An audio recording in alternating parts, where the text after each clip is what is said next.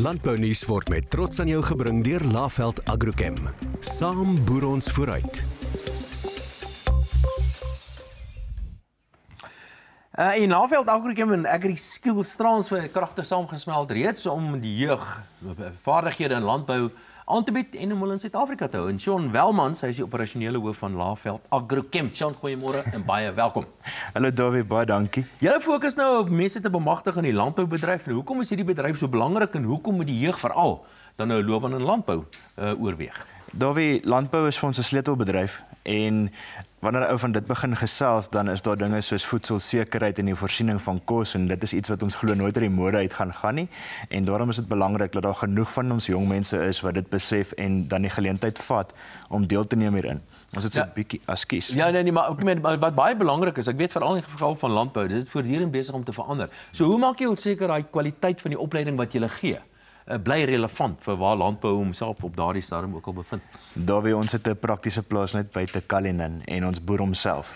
So ons maak seker ons doen wat die boere doen om daai relevantheid te kan oordra en oorskakel. So as daar siekte en pestilensie is, dan doen ons daardie praktyke ook dat die student wanneer hy by 'n plaas is kan inskakel, maar so sien hy ook die res van die waardeketting voor hom plaasvind. So van slag en uitslagpersentasies, oeste van die land af en die meet daarvan, dit bly die hele tyd deel van die student se praktiese opleiding. So dis 'n leer van doen besigheid. En daarom bly dit relevant want hy vat dit terug na die boer toe, maar ook vir die res van die industrie. Baie hands-on soos die Engelse sê. Correct. En ek neem aan die nuutste tegnologie word ook aan hulle geleer. Ja, ons het onlangs 'n proef geplant op ons mielies en daar het ons, soos die Engels nou sal sê, in-farrow proewe wat ons sit met verskeie behandelinge ook.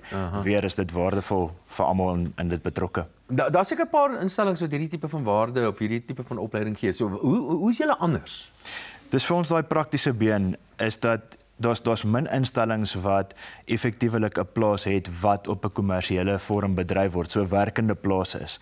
Apart van dit maak ons seker dat daai teoretiese bene en die prakties die heeltyd deurlopend geassesseer word, maar ook ingeoefen word. So die tyd word fisies daarvoor beskikbaar gestel om te sê, apart van dit wat ons in die klas doen ons dit in die veld ook. En die poging is natuurlik om nou vaardighede aan die jeug oor te dra, om die jeug in Suid-Afrika te hou en vir hulle te wys wat die wonderlike geleenthede daar in landbou self is. Maar jy het seker 'n paar stories, 'n paar staaltjies van dinge van die impak wat jy gehad het op individue en gemeenskappe? Ja, dis lekker om dit te deel.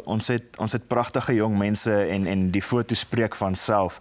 So Lana is 'n jong dame heidaglik in Botswana, waar sy besig is om 'n kommersiële beeskudde te werk en die dragtigheid ondersoeke van dit te doen.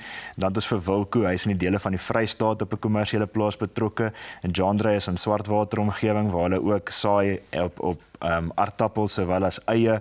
So daar's 'n klomp jong mense wat reeds in die industrie is met mooi stories, maar dan uit die gemeenskappe ook.